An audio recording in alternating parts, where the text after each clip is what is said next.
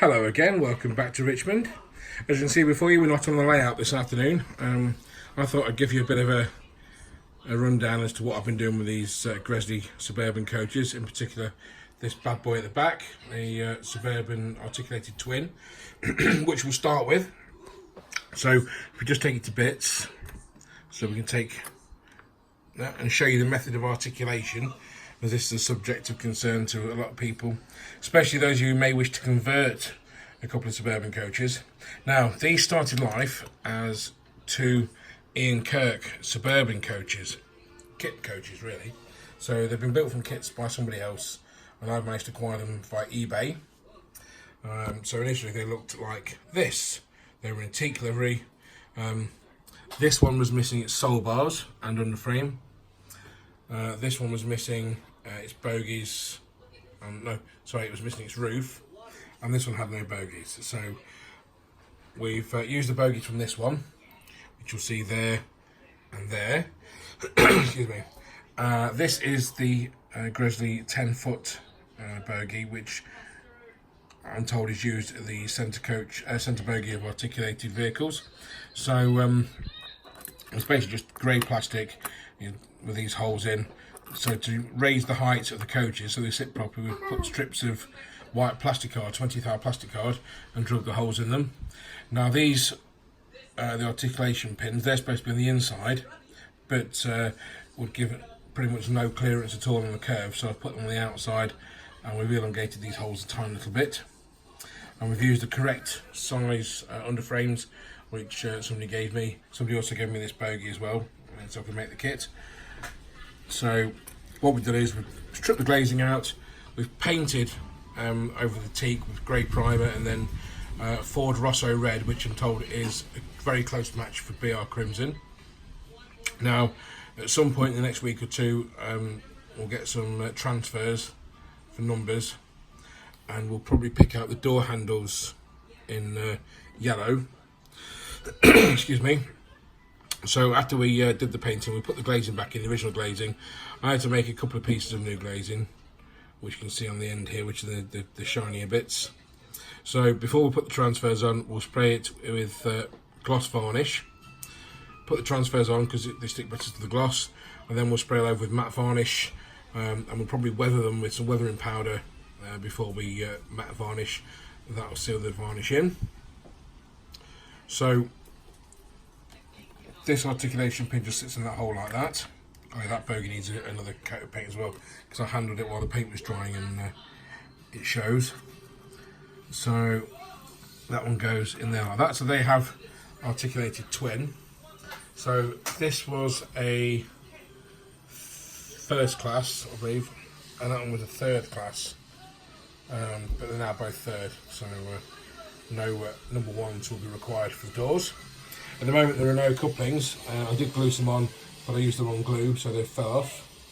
And we obviously need to paint the ends of the roof as well in black to match the ends. Now, further on we have two more Ian Kirk suburban coaches, which are in the wrong place. Let's just move them around. So these will also be an articulated twin set. These are now in BR Maroon. They're only numbered on one side, so you look at the other side, there are no numbers or lettering, nothing.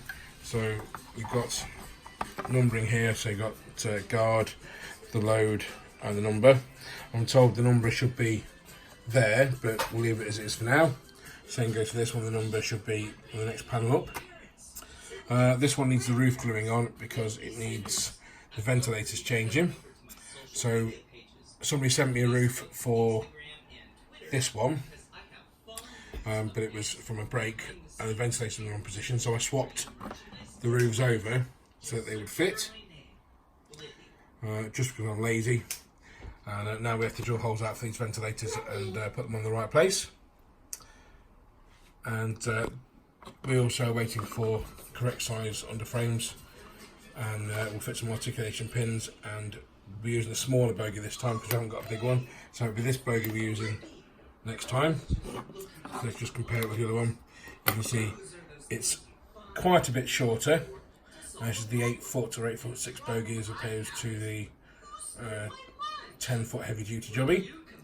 but it won't matter that much. Nobody will notice it's underneath out of the way. So here we have what these two used to be, which is an LNER liveried brake coach, still Suburban, all third, Sterling and Kirk. So that's what they used to look like before they were painted. Down here is another brake. Let's just break something off that. Doesn't matter, it's okay. So that's what it looks like in BR Maroon. Again, this is another one of these with the lettering on one side only, which won't matter that much because it'll be on display on the other side of the layout, so it won't matter, you won't see it. This one has a Spratt and Winkle coupling fitted, so I bought it. That's what they came with as well. Just zoom in properly with that focus. So that'll be coming off, and tension lock couplings will be fitted. This bogie will be changed, we've got loads of them in stock. And here we have, just for a bit of comparison, is a Hornby Grizzly Suburban coach. A lot better detailed. The Kirk kits are sort of getting for 30, 35, 40 years old now. So the detailing is a bit of a sparse side in comparison, but they do hold up quite well. I mean, you look at them and they look quite good. However, there is no comparison really. You know, they've got the bogey footboards, you've got sprung buffers, all the details picked out, no smoking signs and first class signs on the windows. If you can see those, I'm just zooming a bit better. There we go. And the number, like I say, in the correct place. But they don't look too bad if you put this next to it.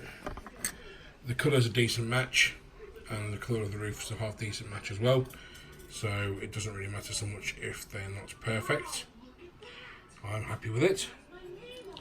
So here we have two different LNER bogies. On the left we have the Ian Kirk Grizzly bogie, which has got 3 holes in it. That would be the normal mounting hole in the middle, and the 2 outer holes would be if you wanted to articulate a coach, or 2 coaches rather, which is what we're going to be doing. So we're going to drill through there and then build the right height up with plasticard, like we've done there. And here is a Bachman Thompson bogie. So it has the tension lock coupling fitted and screwed in. And this will need plasticard fitting on top to raise the ride height, and also underneath, as the hole is a different shape and too large. So we'll put plasticard on, drill a hole through it just to centre it and make it better fit for the screws. So that'll be going on the outsides of these. And on the end of the video I will add some photos to show you just how I did the twin set so far. So I hope you've found this video entertaining. I certainly have. And I will see you soon. Bye for now.